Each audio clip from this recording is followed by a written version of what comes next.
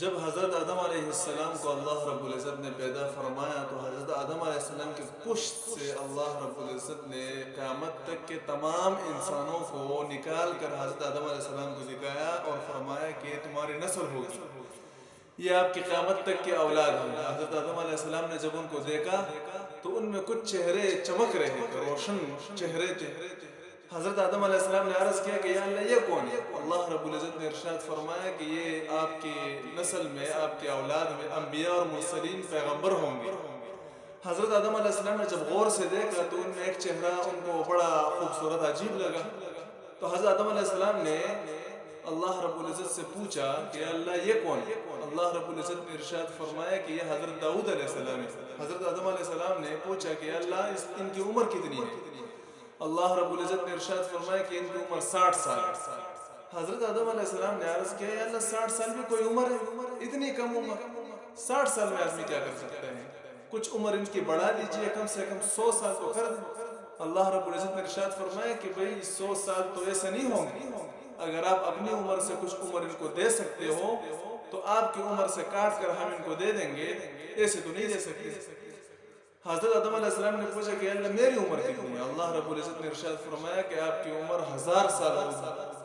حضرت آدم علیہ السلام نے عرض کیا کہ اللہ میرے عمر کے 40 سال کاٹ کر حضرت داؤد علیہ السلام کو دے دیں، ان کی عمر 100 سال ہو جائے گی اور میری عمر 960 سال ہو جائے گی۔ اللہ رب العزت نے فرشتوں کو حکم دیا کہ حضرت آدم علیہ السلام کی عمر کو 1000 سے 960 کر دو اور داؤد علیہ السلام کی عمر کو 60 سے 100 کر دو۔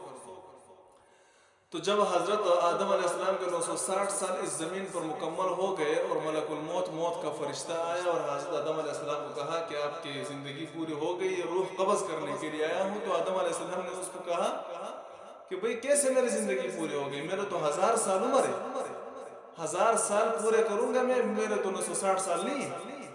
فرشتے نے کہا کہ ٹھیک ہے آپ کے 1000 سال عمر تھی، لیکن آپ نے 40 سال جو حضرت داؤد علیہ السلام کو دیے تھے، اب تو آپ کے 960 سال بنتے ہیں۔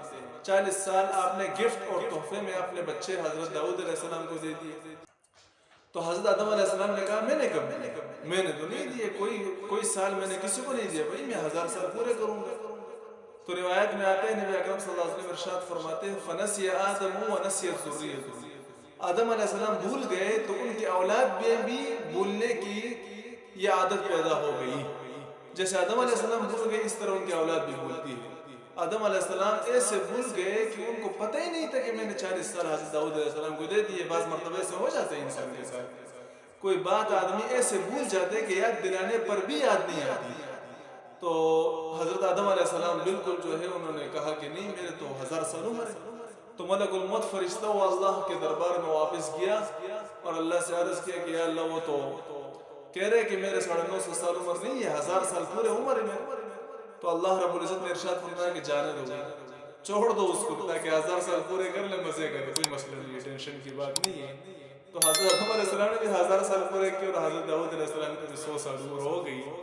اور یہ روایت بخاری شریف میں امام بخاری رحمۃ اللہ علیہ نے نقل کی ہے۔